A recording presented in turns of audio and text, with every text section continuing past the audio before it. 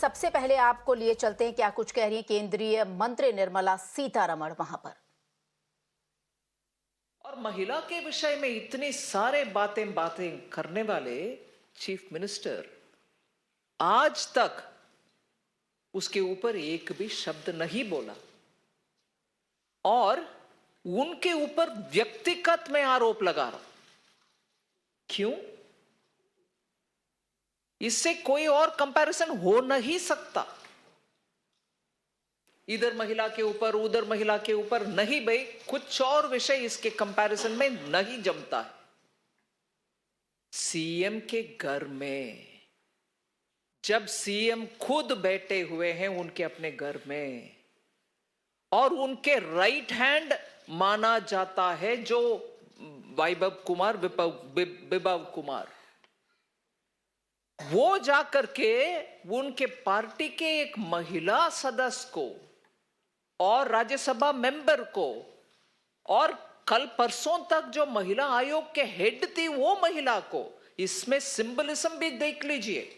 महिला आयोग के प्रेसिडेंट आज राज्यसभा में बैठे हुए महिला सदस्य, उनको उन्हीं के अपने घर में when he seated in his house चल रही है, उनको कुछ उसके बारे में चिंता नहीं है और उसके ऊपर बयान देने का भी आत्मविश्वास जिनका नहीं है, ऐसे सीएम केजरीवाल पूरे सामने आकर के क्षमा मांगना चाहिए। और इसमें अगले ही दिन 14 मई को ही दूसरे राज्यसभा सदस्य संजय सिंह जी ने आकर बोल रहे नहीं नहीं हम एक्शन लेंगे उनके ऊपर। कहां गया वो एक्शन? आज तक नहीं हुआ। और जैसे अंग्रेजी में बोलते हैं rubbing salt on the wound, मतलब आग में घी डालना। लखनऊ में उसी विभव कुमार के साथ, क्षमा करिए हिंदी में I don't know whether it is acceptable, मगर मैं जो मन में रख रही हूं विषय उसको हिंदी में कह रही हूं, अगर वो ठीक नहीं है तो बेशर्मी के साथ घूम रहे हैं विभव कुमार के साथ। 13 को इंसिडेंट हो रही है, आप ही के घर में हो रही है, उसके बाद आपके एमपी के द्वारा बोला जा रहा है कि एक्शन होगा, मगर एक्शन नहीं हुआ। आप भी उसके ऊपर बयान नहीं दिए और ऊपर से उन्हीं वो अक्यूज के साथ आप आराम से घूम रहे हो। बेशर्मी का भी हद है भाई। और उधर जाकर बैठ करके प्रेस के सामने जब आप में से एक प्रश्न पूछ रहे हैं, भाई साहब सीएम साहब इस महिला का विषय में आपका क्या कहना है, दोबारा मैं बात उपयोग कर रही हूं सोच विचार करके ही, बेशर्मी और डर के मारे माइक को दूसरी ओर घुमा रही हो। आप सीएम पद में है जी, अब तक एक सीएम उनके पार्टी में राज्यसभा में सदस्य और कल परसों तक जिनको वो नियुक्त करके बिठाया महिला आयोग में, उस महिला के खिलाफ उन्हीं के अपने स्टाफ दुष्कर्म किए, उनके खिलाफ बयान नहीं दिया, उनके खिलाफ कुछ बातें नहीं बोले और उनके साथ लेकर के घूम रही हो और सामने माइक के रखते हुए प्रेस वार्ता के समय जवाब ना देते हुए वो माइक उस तरफ चली जा रही। महिला दिल्ली में पूरे के पूरे सामने आकर के ये एक प्रश्न पूछ रहे हैं।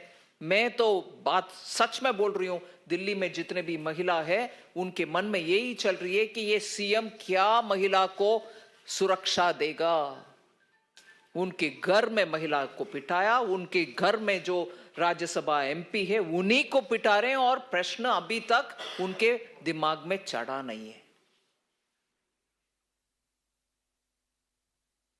और इसमें एक विषय जोड़ रही हूं, पूरे जिम्मेदार सीएम है मगर फिर भी उस आप पार्टी के ऊपर एक विषय बोलना चाह रही, जिस पार्टी के एक the one and only leader, क्योंकि फाउंडिंग लीडर सब तो भाग गए, अभी बचा हुआ सिर्फ अरविंद केजरीवाल है, और वो बचा हुआ अरविंद केजरीवाल महिला के खिलाफ है, महिला को पिटाई करने वाले नेता है।